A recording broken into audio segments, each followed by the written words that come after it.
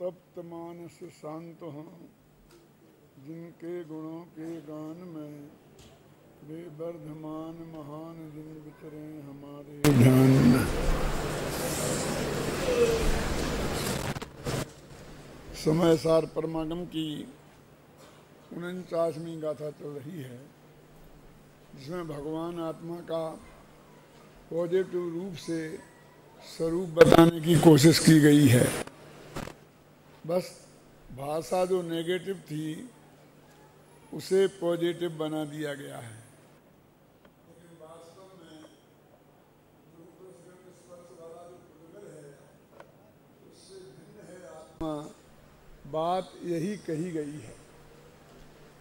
अपन ने आरस और अरूप संबंधी 6 बोलों की चर्चा की। अब अगंध और स्पर्श संबंधी बोलों की बात करते हैं। मैं समझता हूं अब काफी लोगों को याद हो गया होगा कि पुद्गल द्रव्य से भिन्न है,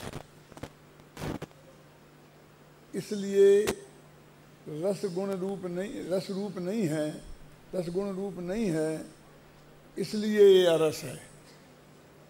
पहला बोल रस का था ना, इसी प्रकार गंध का लगा लीजिए कि यह पुद्गल द्रव्य से भिन्न होने के कारण, पुद्गल द्रव्य से भिन्न होने के कारण जीव में गंध गुण नहीं है, अतः जीव अगंध है। पहला, पुद्गल द्रव्य के गुणों से भिन्न होने के कारण जीव स्वयं भी गंध गुण नहीं है, अतः जीव अगंध है।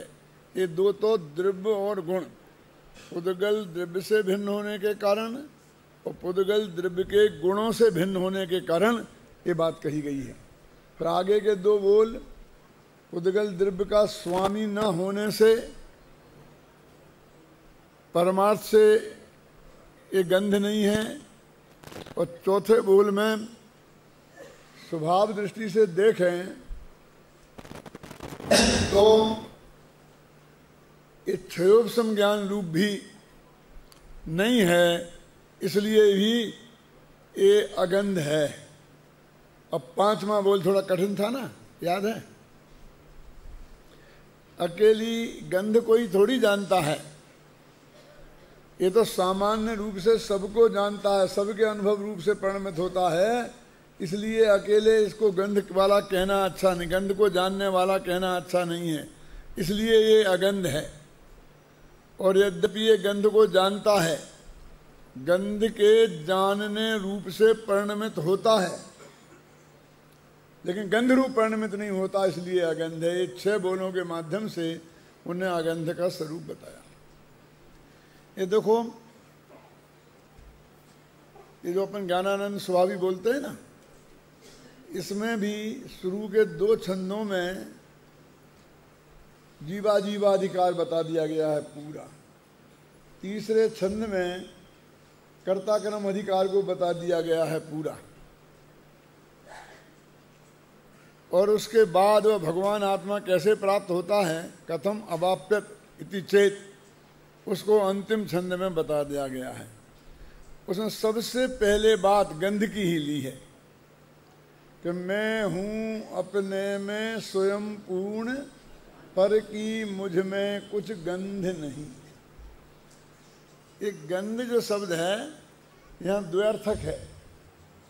ये गंध, ये वाला गंध तो है ही, जो गंध सुगंध दुर्गंध, लोक में भी ये कहता है कि भैया उसमें बिल्कुल, उसमें तो गंध तक नहीं है, उसका होना तो बहुत दूर, माने उससे अत्यंत भिन्नता के अर्थ में भी गंध का अर्थ होता है। क्यों हो कि मैं हूं अपने में स्वयं पूर्ण, मैं अपने में ही परिपूर्ण तत्व हूं, पर का मेरे में कुछ क्यों हो, आखिर मेरे में कमी क्या है। गुरुदेव कितना आनंद विभोर होकर के वे बोलते थे, रे प्रभु तू सब बातें पूरा, आनंद घन जी का पद है, रे प्रभु तू सब बातें पूरा। कि क्यों बता रहे हो, इसकी जरूरत क्या है? कि पर की आस करे क्यों मुंह रखे, तू काई बातें अधूरा रे प्रभु, तू सब बातें पूरा। तू तो सब बातों में परिपूर्ण है, किस बात में तेरी कमी है? तो तू दूसरे की गंध क्यों लेना चाहता है, दूसरे के रस के पीछे क्यों पड़ता है, दूसरे रूप को अपना रूप क्यों मानना बनाना चाहता है? ऐसे ही एक अपने हिंदी कवि का भी बहुत अच्छा छंद है। जब मैं अशोकनगर में प्रवचन करता था करीब आज से 50 साल पहले, तो एक भाई थे, दाढ़ी वाले बाबा जी ऐसी दाढ़ी रखते थे।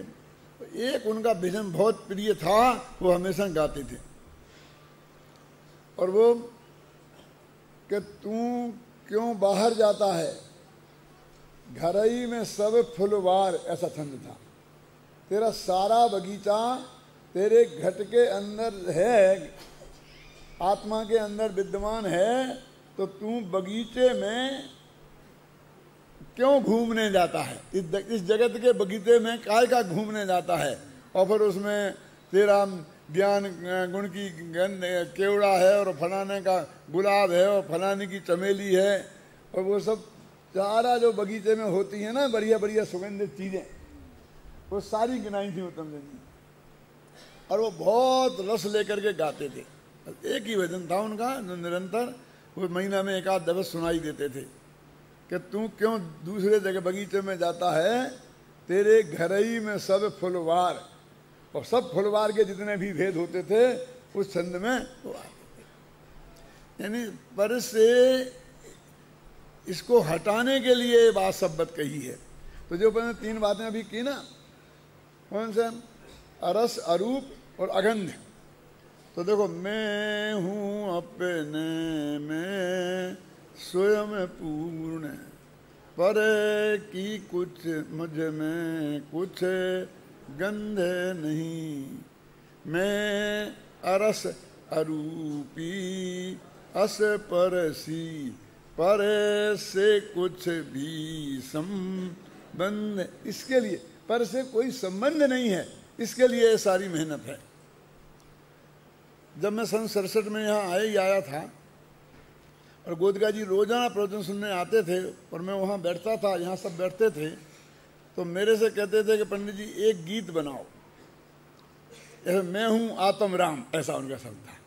वे इतना वो ही बोलते थे कि मैं हूँ आत्म राम, ऐसा कोई गीत बनाओ। और फिर दूसरे दिन फिर टोकते, तीसरे दिन फिर टोकते। मैंने कहा ऐसा बनता है क्या? आपने क्या दिया यहाँ पर? पता रोटी दाल थोड़ी है, ये चाय थोड़ी है कि आपने रामू पंडित जी आए हैं, 1 कप चाय बना के ला, और आध घंटे में आ गई। बनेगा, जरूर बनेगा। और आखिरकार ये उस वक्त सन 67 में एक गीत मैंने बनाया।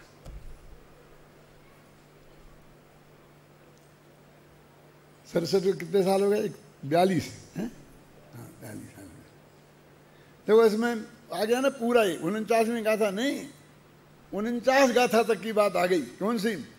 कि मैं हूँ अपने में स्वयं पूर्ण, पर की मुझे में कुछ गंध नहीं। मैं अरस अरूपी अस परसी, पर से कुछ भी संबंध नहीं। पर से सर्व प्रकार के संबंधों को तोड़ने की ये बात है। समय सार में एक कलश आता है, बहुत मार्मिक सा, 199 माह है कि 200 माह है। नास्ति सर्वोपि संबंधो पर द्रव्यात्म तत्वयो। पर द्रव्य में और आत्मा में कोई भी प्रकार का संबंध नहीं है। नीचे की पंक्ति में तो बात ये कही, जब कोई प्रकार का संबंध नहीं है तो कर्ता कर्म संबंध कैसे हो सकता है? वो कर्ता कर्म संबंध नहीं है, ये बताने के लिए कोई संबंध नहीं है, ये बात कही। और शिष्य ने प्रश्न किया कि ज्ञाता ज्ञेय संबंध तो है, सारा लोग ज्ञेय है और भगवान आत्मा ज्ञाता है, तुम कैसे कहते हो कि कोई संबंध नहीं है? कि ज्ञाता ज्ञेय संबंध भी कोई संबंध है? क्या बात कर रहे, संबंध नहीं है? हाँ, जरा इसको मैं आपको बताता हूं तो आपके ख्याल में आएगा कि ये संबंध है कि नहीं है।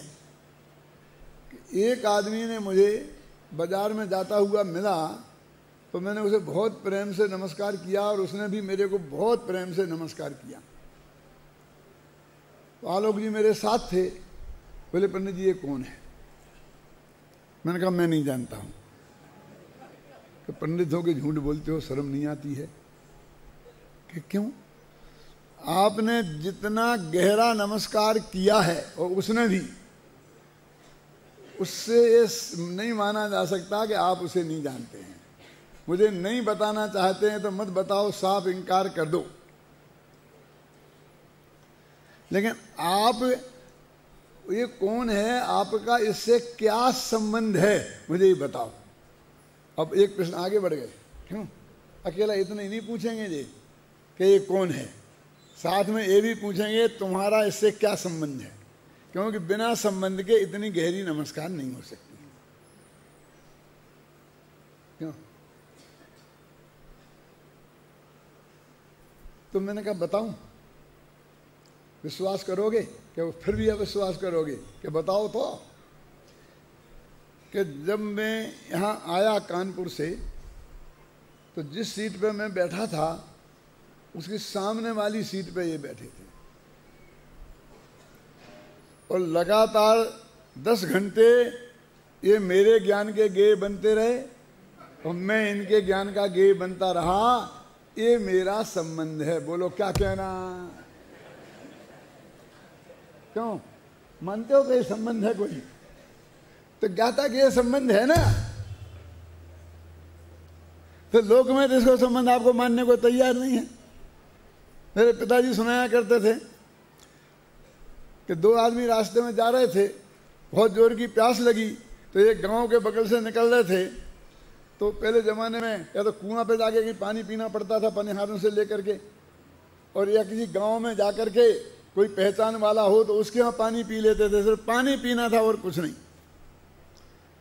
तो चले गांव में, चले मिलेगा पानी, कि तुम्हारी कोई पहचान वाला है? कि हाँ है, कि मेरी रिश्तेदारी है, तुम चिंता मत करो चलो। कि क्या रिश्तेदारी है पहले तुम बताओ तो? कि मेरा साड़ू भाई इस गांव में 10 साल पहले अपना पड़ा बेच गया था, और जिसने वो खरीदा था वो मेरा संबंधी है। समझ में आया कि नहीं?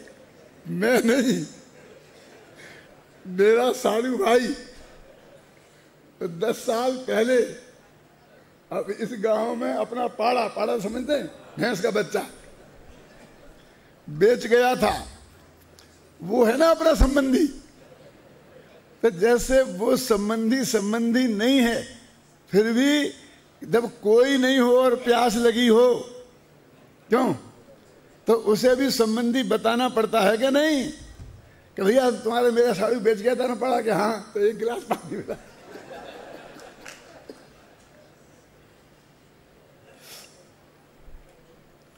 कि इसमें संबंध क्या है?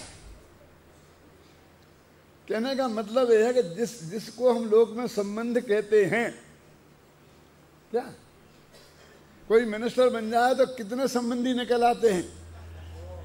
क्यों? और जब वो चुनाव में खड़ा हुआ था और ये कहा था कि मेरे पास पैसा नहीं है तो मुझे कुछ सहयोग चाहिए, तो कितने लोग कन्नी काट जाते थे, मिलने का समय भी नहीं देते थे। और जीतते ही कितने कितने रिश्तेदार कहाँ से निकाल, मामा का फूफा का मामा का साले का साला कहाँ से निकाल लेते हैं। क्यों? तो इसलिए कहते भाई कि यह कर्ता कर्म अधिकार में कर्ता कर्म और भोक्ता भोग संबंध का निषेध किया, और इसमें जीवाधिकार में एकत्व संबंध ममत्व, ये 2 संबंध निषेध किए। 4 की बात करी। अभी यहाँ पर ज्ञाता ज्ञेय संबंध की निषेध की बात नहीं की। तो देखो हम उन्हें पर से कुछ भी वो ज्ञाता ज्ञेय संबंध है कि उसकी बात फिर बाद में निपट लेंगे। ख्याल में आए ना?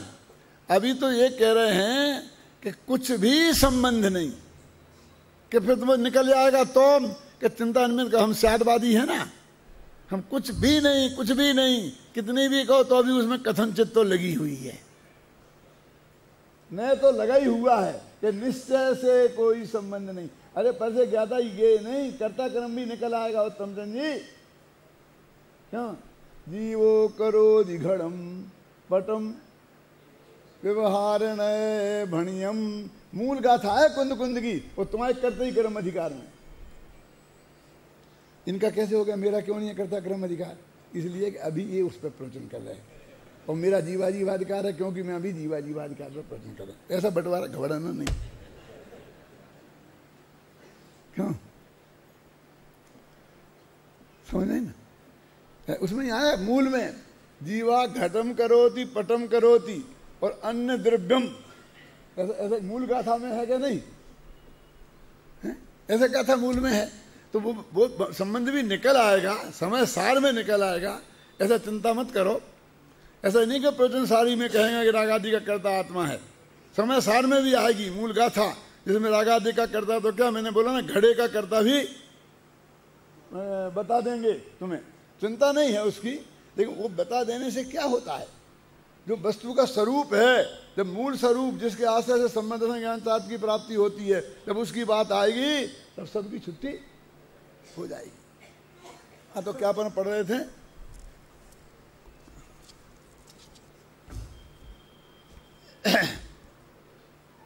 मैं रंग राग से भिन्न भेद से भी मैं भिन्न निराला हूं। एक गुरुदेव इस बहुत प्रसन्न थे, इस बहुत बोलते थे रंग राग रंग राग। देखो पंडित जी ने रंग राग लिखा, पंडित जी ने रंग राग लिखा। ये रंग राग क्या है? सेक्रेटरी जी आपने तो सुना होगा कई दफे। रंग राग माने क्या है? रंग माने वर्णादि और राग माने रागादि, और वर्णादि और रागादि ते निज भाव को न्यारा किया। सारे पुद्गल को अगर आकाश आदि इनको रंग शब्द से कहा, इसमें रंग राग से भिन्न। अब तीसरा रह गया सद्भूत व्यवहार।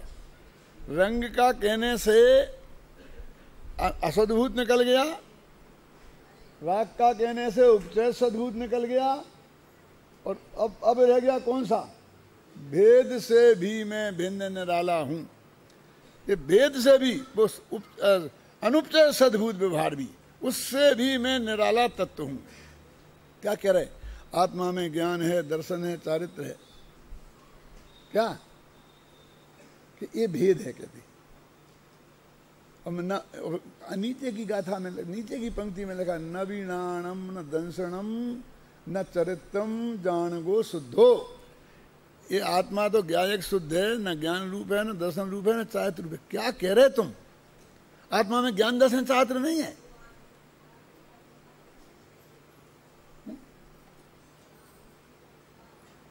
कहते ज्ञान दर्शन चारित्र के तीन कह रहे हैं, ये ऐसा भेद नहीं है। दर्शन ज्ञान चारित्र का निषेध नहीं है। भाषा ऐसी है, ज्ञान नहीं है, दर्शन नहीं है, चारित्र नहीं है। क्या समझे ना? तो निषेध का, भेद का भी निषेध है। कि जो ये आपने बात कही ना, जो गुरुदेव की बात है ना, और जो उत्तम चंद जी ने कही वो भी कि नहीं ये मेरी बात है, ये उत्तम चंद जी की बात है, ये ज्ञानचंद जी की बात है। कह मैं कुछ नहीं जानता, मैं तो ये जानता हूँ कि गुरुदेव की बात है। मैं तो यहाँ गुरुदेव की बात सुनने आया हूँ, हुकुमचंद ज्ञानचंद उत्तम चंद की बात सुनने नहीं आया हूँ। सुनो, जाओ सुनो, गुरुदेव से सुनो, तो हमें क्यों परेशान करते हो? अरे भाई, हमारे में ऐसा हम भेद नहीं करना चाहते हैं। उस वाणी को हम तीन रूप में नहीं बांटना चाहते हैं। और ज्यादा कहो तो जिन्हें ही निर्दिठम, ये तो सर्वज्ञ भगवान वीतराग भगवान की बात है, और किसी की ये बात नहीं है। यदि किसी की बात हो तो हमें नहीं सुनना है। रंग राग और भेद से भिन्न मैं तो निराला तत्व हूं, मैं हूं। अब ये तो हो गया नेगेटिव यहां तक। अब पॉजिटिव क्या है? भेद से भिन्न क्या है? मैं हूं अखंड चैतन्य पिंड। मतलब मैं ज्ञान का पिंड नहीं कहा, दर्शन का पिंड नहीं कहा, सुख का पिंड नहीं कहा, चैतन्य का पिंड जिसमें सब कुछ आ गया, चित्ती शक्ति से संपन्न, अनंत गुणों का अभेद जिसमें आया। मैं हूं अखंड चैतन्य पिंड और निज रस में रमने वाला हूं। आ तो गया रस भैया, तुम तो कितने आत्मा रस है, ऊपर ही कह के आए हो, ये रस कैसे आ गया? निज रस क्यों? तो आत्मा में कोई, आत्मा में रस नाम का गुण है क्या? बसंत भाई के प्रवचन तो बहुत बढ़िया है, लेकिन रस नहीं आता उनके प्रवचन में। आप करो तो रस आता है। क्यों? ये रस क्या है? अकेले रूप रसगंध स्पर्श वाले ही रस नहीं होते हैं, ये 6 रसी वाले भी रस होते हैं। ये माताएं बहनें छोड़ती है ना, बुधवार को घी नहीं, इतवार को नमक नहीं, वे भी रस हैं। और ये कवियों के भी रस होते हैं, श्रृंगार रस। क्यों? तो आत्मा अरस है कि सरस? बोलो कि साहब आत्मा है तो अरस, लेकिन जब अरस आत्मा आप समझाते हो तो उससे रस टपकता है। क्यों? बोलो अरस है कि सरस? निज रस में रमने वाला हूं। अब ये यहां तक तो अस्ति और नास्ति से जीवा जीवाधिकार की बात रही, खत्म। जीवा जीवाधिकार 68 गाथाएं खत्म। इनके अलावा कुछ 68 गाथाओं में कहा हो तो बताना। अब कर्ता कर्म अधिकार शुरू होता है कि मैं ही मेरा करता धरता, मुझ में पर का कुछ काम नहीं। इस पंक्ति को 4-5 तरह से बोला जा सकता है। कैसे? जो मैं बोलने की कोशिश करता हूं, 1-2 कर कोशिश करता हूं। मैं ही मेरा करता धरता, पर मैं मेरा कुछ काम नहीं। तू ही तेरा करता धरता, मुझे मैं तेरा कुछ काम नहीं। समझ लो, अब समझ गए ना अंदाजा?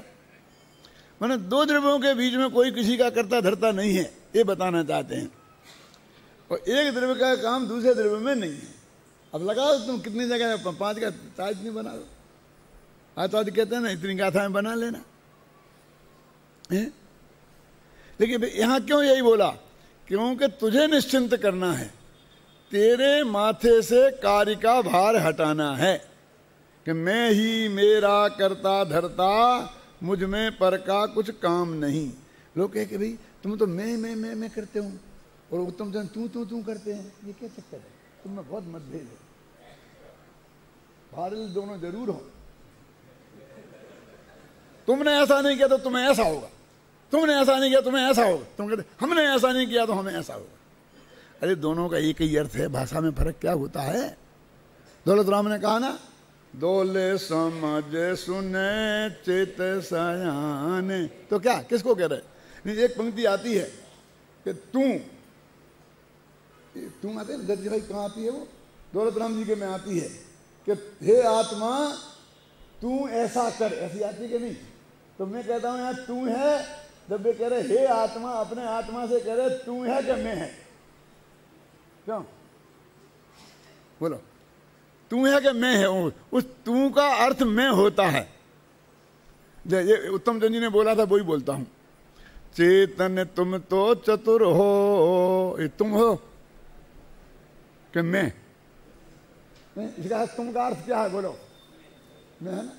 तो उत्तम चंद जी जितना तुम बोले उन सब का अर्थ मैं कर लेना बन जाएगा। और मैं जितने मैं बोलूंगी उस सब का अर्थ तुम कर लेना।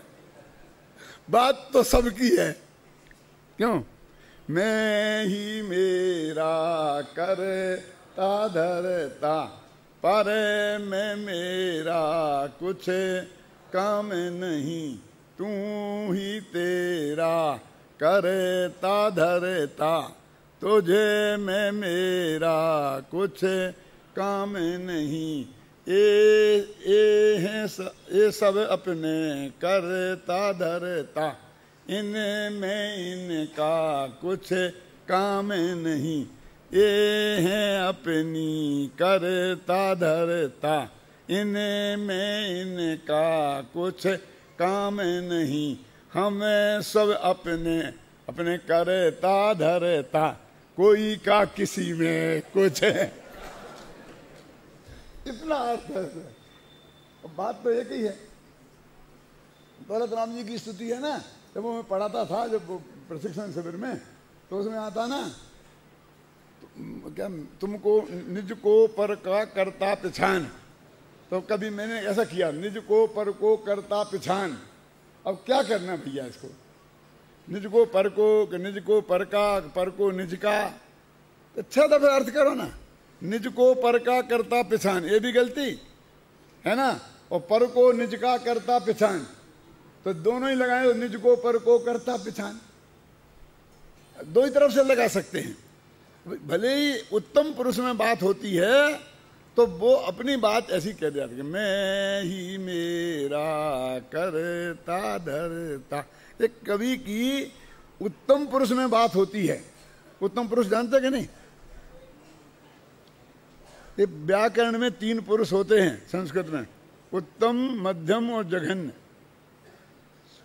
धन्य कुमार जी, बहुत मुश्किल काम है ये। मैं तो उत्तम पुरुष, और तुम मध्यम पुरुष, और ये जघन्य पुरुष। शर्म नहीं आती है? समझ में आ गया? अभी मेरे को तो उत्तम, मैं तो उत्तम पुरुष हूं, और तुमको थोड़ा सा माफ कर दिया कि तुम मध्यम हो और बाकी सब जघन्य। हमने किसी भी उस व्याकरणाचार्य को किसी ने आज तक कोसा नहीं कि अपने को समझता क्या है, क्यों? और हम कहें तो झगड़ा हो जाए। अहम गच्छामि उत्तम पुरुष हो गया कि नहीं? उत्तम पुरुष, मैं जाता हूं उत्तम पुरुष हो गया। अब व्याकरण ही ऐसा कहती है तो मैं क्या करूं? अध्यात्म ऐसा कहता कि मैं मेरे लिए सर्वाधिक महत्वपूर्ण हूं, कहना है ना, और पर मेरे लिए कुछ भी नहीं है। मैं ही मेरा करता धरता, पर मैं मुझे मैं पर का कुछ काम नहीं, मैं मुझ में रहने वाला हूँ, पर मैं मेरा विश्राम नहीं। पर में जाओ तो श्रम होगा, विश्राम नहीं होगा। विश्राम मिलेगा तो सब स्वयं में जाओगे, आराम करना है तो स्वयं में जाओ। पर मैं मेरा विश्राम नहीं, ये भोक्ता भोग संबंध आ गया। कौन? ये विश्राम वाली बात में दो है ना, कर्ता कर्म अधिकार में कर्ता कर्म संबंध और भोक्ता भोग संबंध आ गया ना। मैं अब हूं क्या असलियत में? मैं शुद्ध बुद्ध अविरुद्ध एक, परे परिणति से अप्रभावी हूँ। बहुत से लोग कहते हैं कि बिल्कुल दो द्रव्यों में कोई संबंध नहीं है। ये बात 100% सच्ची है, हम आपकी बात मानने को तैयार हैं, लेकिन एक दूसरे पर प्रभाव तो पड़ता है। कहते कि नहीं कहते हैं? ऐसा लगता है कि आप पर कांजी स्वामी का बहुत प्रभाव है, कहते कि नहीं कहते हैं लोग? और आप कहते प्रभाव नहीं पड़ता। यानी हम यदि एक दूसरे के कर्तृत्व से नहीं है, इस बात को स्वीकार भी कर लें तो भी इस बात को मानने के लिए तैयार नहीं है कि इससे बहुत प्रभाव पड़ता है। एक एक एक्शन से प्रभाव पड़ता है। कहते कि नहीं कहते? ये जो हमारी धारणा है, इस पर गहरी चोट है। क्यों? इससे क्या नुकसान होता है बसंत भाई? कि प्रभाव पड़ता है। तो फिर हम कहते ऐसे कैसे हो सकता है? हम प्रभाव नहीं है तो हो, जो होना है होने दो ना। और प्रभाव पड़ता है तो नहीं, ऐसे नहीं होना, ऐसे नहीं करना, ऐसा नहीं करना, ऐसा नहीं करना। आप बीच बीच में ऐसा ऐसा करते हो, अच्छा नहीं लगता, श्रोताओं पे बहुत गलत प्रभाव पड़ता है। क्यों आप ऐसा नहीं किया, ऐसा नहीं किया करें, जब भी ऐसा बिल्कुल नहीं करना, ऐसा ऐसा अच्छा नहीं, कुछ नहीं होता। आप क्या समझते हो कि कुछ यहाँ आया, कुछ नहीं आया, आप क्यों ऐसा करते हो? बहुत बुरा लगता है, बहुत खराब प्रभाव पड़ता है। क्यों? अब तुझे लग रहा है कि ये प्रभाव पड़ता है, ये करो, और मैंने कब ऐसा किया मुझे पता ही नहीं है, हैं? मैं तो आपका प्रवचन नहीं सुनूंगा, आप रूमाल अलग रखो तो मैं सुनूंगा, मैं भाग जा, मैं क्या करूं? मेरे कहने का मतलब ये है कि हम एक दूसरे का हर चीज पे प्रभाव देखेंगे और जब दूसरे को पूरा सुधार देंगे तब अपने बात सुधरने की बात सुनने को तैयार होंगे, सुधरने को नहीं। पहले तुम सोच रहो, समझ गए ना? कल से तुम नहीं बोलोगे, समझते हो? क्यों तुम सोच रहे हो, अरे भाई तुम मैं समझ लेना ना। मेरा मतलब समझे ना? इसमें क्यों चक्कर में पड़ते हो? वो जो बात कही गई, जो मरण की बात कही गई, उस पर तेरा उपयोग स्थिर क्यों नहीं होता है?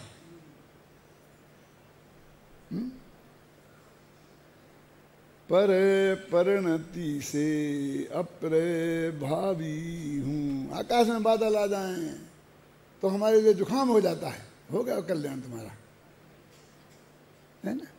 ये इमली होती, इमली जानते हैं ना? इसको आप एक कांच की बोतल में अंदर रख दो और बिल्कुल टाइट पैक कर दो, सील बंद, लेकिन आकाश में बादल आएंगे तो वो अंदर गीली हो जाएगी, तो आप कहते प्रभाव नहीं पड़ता।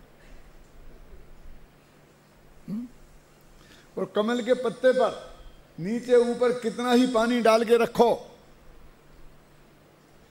ख्याल में है ना? वो कमल के पत्ते पर कितना ही पानी डाल के रखो, वो बिल्कुल कभी रंच मात्र भी गीला होता ही नहीं है। वो अपन ऐसा करके फटकार के ऐसा हाथ में देखो तो बिल्कुल सूखा रहेगा, उसमें गीलापन नहीं होगा। होता क्या नहीं होता? अरे भाई जब वो पानी उसके ऊपर भरा था तब भी वो गीला नहीं हुआ था। क्यों नहीं हुआ था? क्योंकि स्पर्शी स्वभाव वाला है वो, पानी उसे छू नहीं सकता, ऐसा उसका स्वभाव है। तेरे आत्मा का ऐसा स्वभाव है कि पर पदार्थ तेरे को छू तक नहीं सकता, पर की तेरी गंध तक तेरे में नहीं आ सकती। एक द्रव्य का दूसरे द्रव्य पर कोई असर नहीं पड़ता, ये सारा निमित्त का कथन है। प्रकाश तुम्हारा पूरा करुणानियोग निमित्त का कथन है, व्यवहार का कथन है। इससे होता, इससे वो, इससे वो, इससे वो, इससे वो, इस कर्म से वो, इस कर्म से वो, समझ लेना।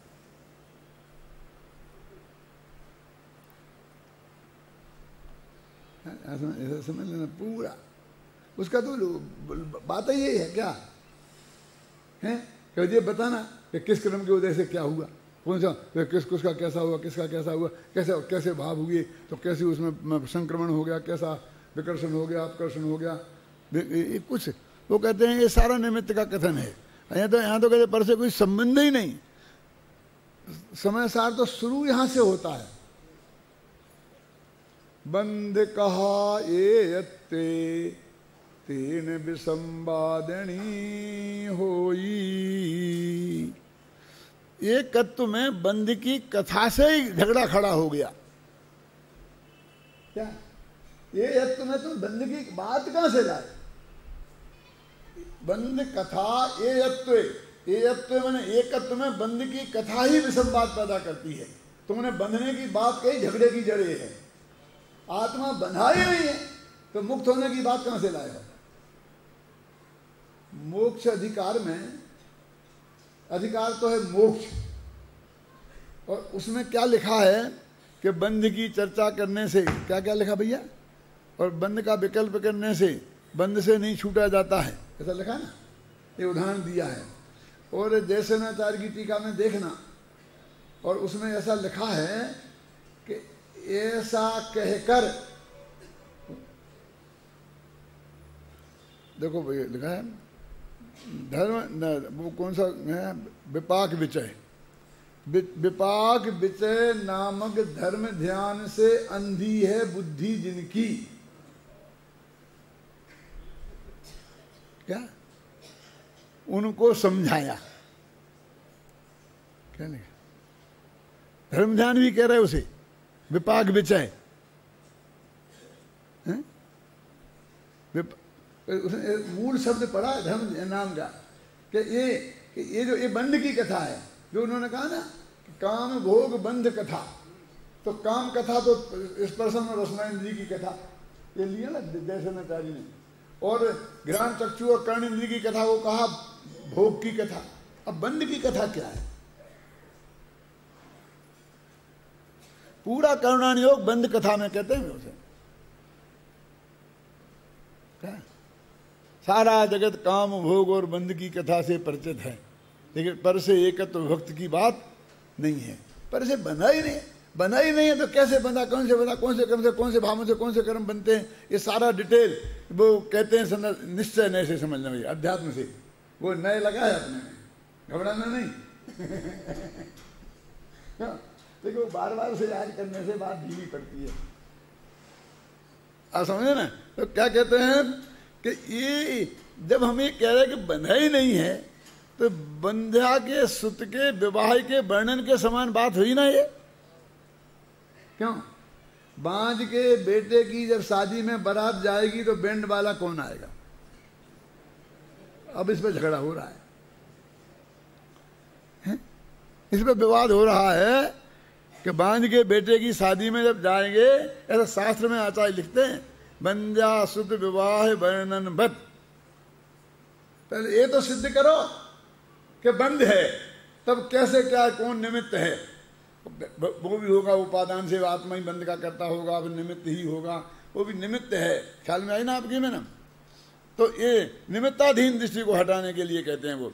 तो कहते हैं कि पर मैं शुद्ध बुद्ध, अब ये शुद्ध माने वो शुद्धोपयोग से संपन्न हूँ, अथवा मैं वितराग परिणति वाला हूँ। बुद्ध माने केवल ज्ञानी हूँ, पर्याय से लो तो शुद्ध स्वभावी हूँ, बुद्ध स्वभावी हूँ, और अविरुद्ध हूँ, मैं किसी के विरुद्ध नहीं हूँ, कोई द्रव्य किसी के विरुद्ध है ही नहीं, एक हूँ, अखंड हूँ।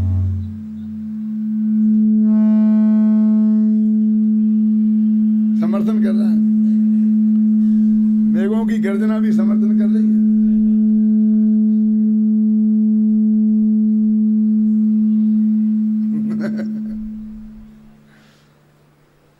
कि भैया ऐसा भगवान आत्मा है, वो मिलता कहाँ है?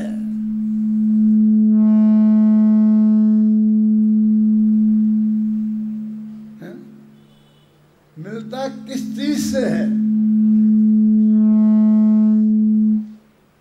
मेरे चित्त में बहुत विकल्प खड़े रहे कि मैं ये लिखूं कि आत्मानुभूति में प्राप्त तत्व, क्या ये लिखूं कि आत्मानुभूति से प्राप्त तत्व। कई दफे काटा, कई दफे पीटा, कई दफे बदला बदली की, लेकिन मैंने समय सार में एक जगह आत्मानुभूति में लिखा है, से की जगह।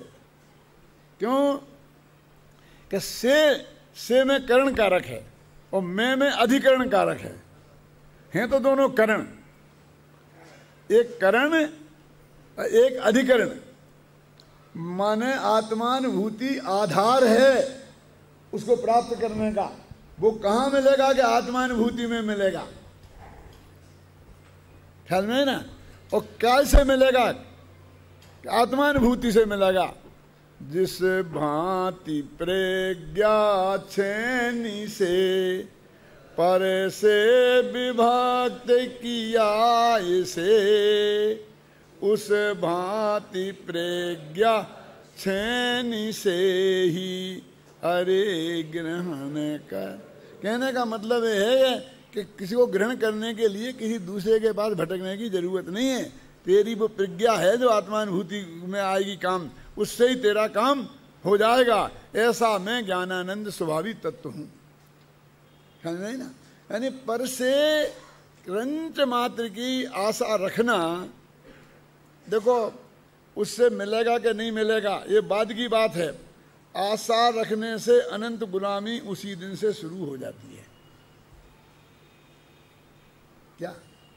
तो मैं उदाहरण के लिए कहता हूँ कि मैंने एक कल्पना कर ली कि भाई ये मेरे बहुत अच्छे दोस्त हैं, सेठ जी हैं, करोड़ों रुपया हैं, दान देते हैं, और अभी मेरे को कोई संकट का काल आएगा, मेरी बेटी की शादी आएगी कि मेरा कोई ऑपरेशन होना होगा, तो ये मेरे को ज़रूर सहयोग करेंगे। उनने कही तो नहीं थी, कई दफ़े पूछा था, पंडित जी मेरे लायक सेवा बताओ, मेरे लायक सेवा बताओ, मेरे लायक सेवा बताओ। तो उसका अर्थ ये तो था नहीं कि मैं तुमसे 73वीं गाथा का अर्थ पूछने आऊँगा। कोई पंडित कहता है मेरे लायक सेवा बताओ, तो मैं समझता कि 73वीं गाथा का अर्थ पूछ लो। पंडित जी क्या अर्थ होता है इसका? अब मैं सारी जिंदगी ये आशा लगाए रहा और उनकी गुलामी करता रहा, अनंत भगवान की छोड़ करके क्या उनकी गुलामी करता रहा, और जब मौका आया तो कुछ नहीं। ठीक है, हम तो आशा में हमने, लेकिन बेकत मैंने कब कही थी तुमसे, मैंने तुम्हें आशा कब की थी, अब वो कब बताए? क्यों बोलो क्या करें? तो ये बताते हैं भैया ये कुछ नहीं है, तेरे पुण्य का उदय होगा तो आकाश से टपक के आएगा, और नहीं होगा तो सगा बाप भी नहीं देगा। तुम्हें समझता क्या? अखबार में निकाल देगा, ऐसे साले से मेरा कोई संबंध नहीं। तुम्हें समझता क्या है? जब मैं ये बात आती है तब मुझे एक कवि का वो छंद बहुत याद आता है। क्या विनोद मालूम है किसका? भरथरी का। बोल सकता है? नीति शतक में है, रे रे चातक सावधान मनसा मित्रम क्षणम श्रूयताम। चित्रालंकार है। चित्रालंकार जानते हो कि छंद बोले तो कोई जो होगा ना चित्र बनाने वाला, तो उसका अर्थ समझे तो उसी वक्त चित्र बना दे, उसका चित्र बना दे, उसका नाम चित्रालंकार है। ये विशेषता कालिदास के काव्य में है, मेघदूत में। हर छंद का चित्र बन सकता है, वो बनाए हैं कवियों ने। इसका एक क्या है, चित्र बनाऊं मैं? अभी आपको बनाता हूं। चित्रकार मैं नहीं हूं, लोग बनाता हूं। अभी एक पपीहा है, बहुत प्यासा है। पपीहा के बारे में ये माना जाता है कि वो जमीन का पानी नहीं पीता। स्वाति नक्षत्र में जब आगे से बादल मेघ बरसते हैं तो ऊपर से सीधी बूंद ले लेता है, वो मोती बन जाती है कहते हैं। तो वो पपीहा है। अब वो प्यास से पी पी पी पी करके चिल्ला रहा है, ऊपर को देख रहा है, आकाश में बादल है। उसको एक की दीन दशा देखकर एक कवि उससे कह रहा है, अब समझ चित्र बन गया कि नहीं? वो पपीहा कैसा देख रहा है, ऐसा आकाश में बादल हैं, चित्र समझ में आया ना? और वो कवि कह रहा है, रे रे चातक सावधान मनसा। रे चातक पक्षी, तू सावधान मन से श्रोतारा सावधान तया सुनंतु, मेरी बात सावधानी पूर्वक सुन। मित्रम क्षणम श्रूयताम, हे मित्र एक क्षण को मेरी बात सावधानी से सुन। क्या सुनाओ साहब, क्या कहना चाहते हो? आकाशे बहवा बसंती मघवा सर्वेपि नेत्रा दृशा। क्या है? पतंजलि, आकाश में बहुत बादल होते हैं, लेकिन सर्वेपि नेत्रा दृशा, सभी ऐसे नहीं हैं। कैसे नहीं हैं? हैं? कैसे नहीं है सभी? वो सभी बादल कुछ तो गरजते ही गरजते हैं, बरसते नहीं हैं, और कुछ बरसते हैं। केचित् वृष्टिभिराद्रयन्ति वसुधाम गरजन्ति केचिद् वृथा। कुछ तो बरस के जमीन को गीली कर देते हैं। केचित् वृष्टिभि आद्रयन्ति वसुधाम और गरजन्ति केचिद् वृथा। और कुछ बेकार ही गरजते रहते हैं और चले जाते हैं। अब तुम पी पी करता रहे, कौन सुनता है? वो आकाशों की गर्जना की आवाज में तेरी पीपी की आवाज कौन सुनता है? कहावत है ना, न कारखाने में तू की आवाज कौन सुनता है? केचित् वृष्टिभिराद्रयन्ति वसुधाम गरजन्ति केचित् वृथा। यम यम पश्यति तस्य तस्य पुरता माँ ब्रूहि दीनम बचा। जिस जिसको देखता है तो उसी के समान दे दो दे दो दे दो दे दो दे दो, P P P P P P करता है। यम यम पश्यसि तस्य तस्य पुरता, जिस जिसको देखता है उसी के सामने झोले ही फैला देता है। अरे सब नहीं होते हैं। यम यम पश्यसि तस्य तस्य पुरता माँ ब्रूहि दीनम बचा। ये दीन वचन मत बोल, कोई तेरे को निहाल करने वाला नहीं है। तुष्टो यही राजा यदि सेवकेभ्या भाग्यात परम नैव दधाति किंचित। क्या अर्थ है बोलो संजीव। राजा यदि तेरे से संतुष्ट हो जाएगा तो भाग्य से अधिक नहीं दे सकता तेरे को। अहिर्निशम बरसति बारी बाहा, दिन रात बरसात हो तथापि पत्रः तृतीयः पलासा। तो भी पलास जानते हैं, छोला क्या बोलते हैं उसको, ढाक। ढाक में 3 ही पत्ते निकलेंगे, 5 पत्ते निकलने वाले नहीं है। एक पंक्ति में 3 पत्ते निकलते ना।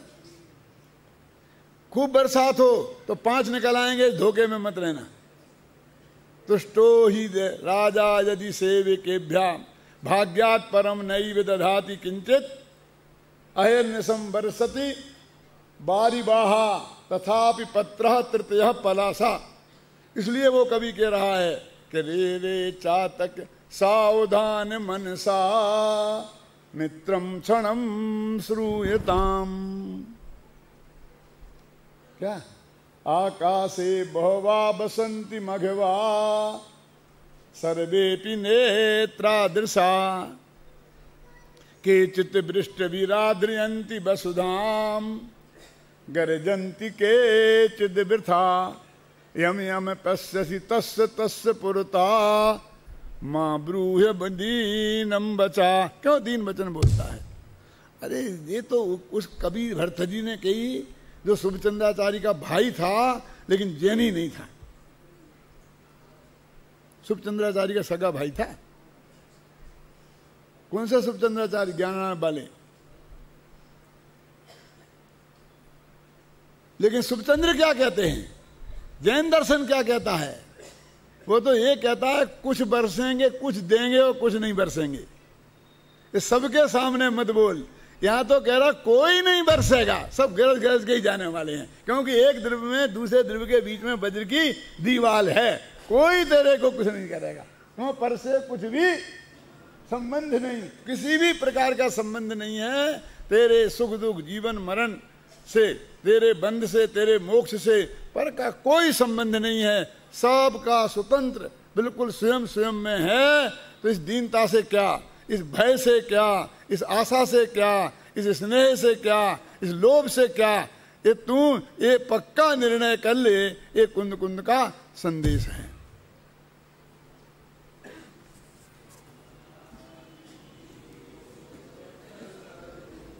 हाँ, एक बात नहीं हो पाएगा क्योंकि मैं जा रहा हूं और कल आ जाऊंगा, तो परसों होगा और परसों से लेकर 14 तारीख तक मैं रोजाना प्रवचन करूंगा। जिन भाई बहनों को यहाँ रुकना हो तो वे हमारे ऑफिस में नाम लिखा दें, तो उनके रहने की और भोजन की व्यवस्था कर दी जाएगी। कल नहीं होगा और फिर परसों से लगातार 14 तारीख तक होगा, क्योंकि 14, 15 तारीख 16 तारीख से श्वेतांबर पर्यूषण है, तो मैं 15 तारीख को चला जाऊंगा।